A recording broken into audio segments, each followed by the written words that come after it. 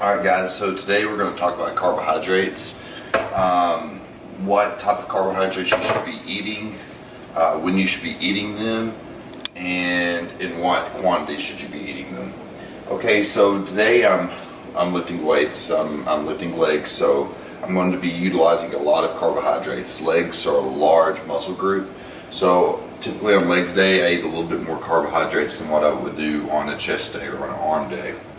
So let's talk about glycemic index. Whenever I first wake up, I like to keep my insulin levels relatively low so I can maintain, so I can keep burning body fat as a fuel substrate. I don't like the insulin spikes. Insulin spikes typically lead to a lot of crashes and things like that. So for most of the day, you want to eat primarily low glycemic carbohydrates.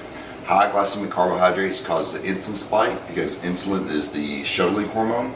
It's insulin shuttles amino acids, glucose, and other molecules into the muscle cell itself. So that's primarily what it's for. So sometimes it's good to have high glycemic carbohydrates, but for most of the day, have low glycemic carbohydrates. An example would be some quick oats, some whole grain cereal with no sugar added, brown rice,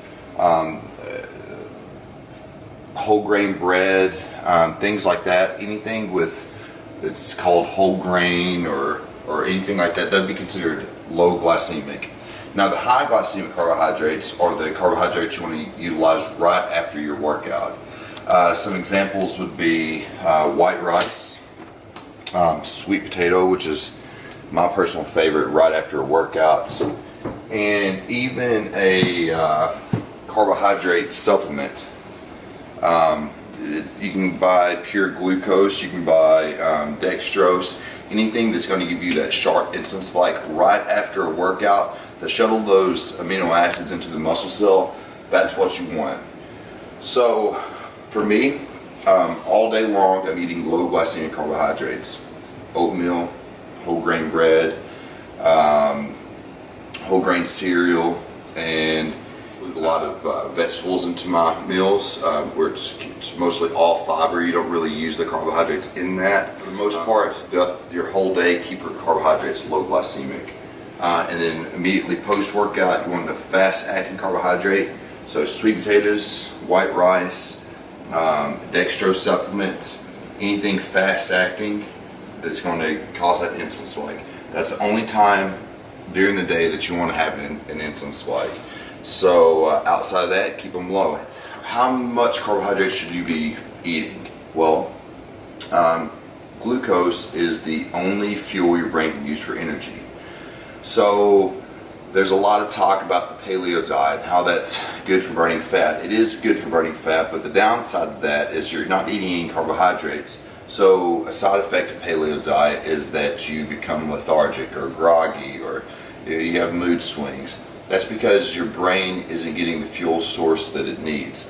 What happens is your body will metabolize glucose from amino acids and from fatty acids through a process called gluconeogenesis. That takes a little bit longer, and the byproduct of that is ketones, which is bad for your brain. So carbohydrates are important in the right quantities.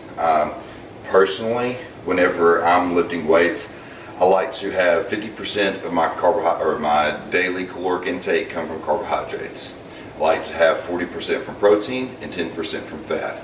On the days I don't work out, like in my previous video, I like to have very little carbohydrates, just enough to keep me from feeling lethargic. So I'll have about 20% carbohydrates. Be self-aware of the macronutrients that you utilize whenever, depending on your day. If you're working out, if you're not working out, make sure the days you're working out, get those good sources of carbohydrates in, low glycemic except for the post-workout meal.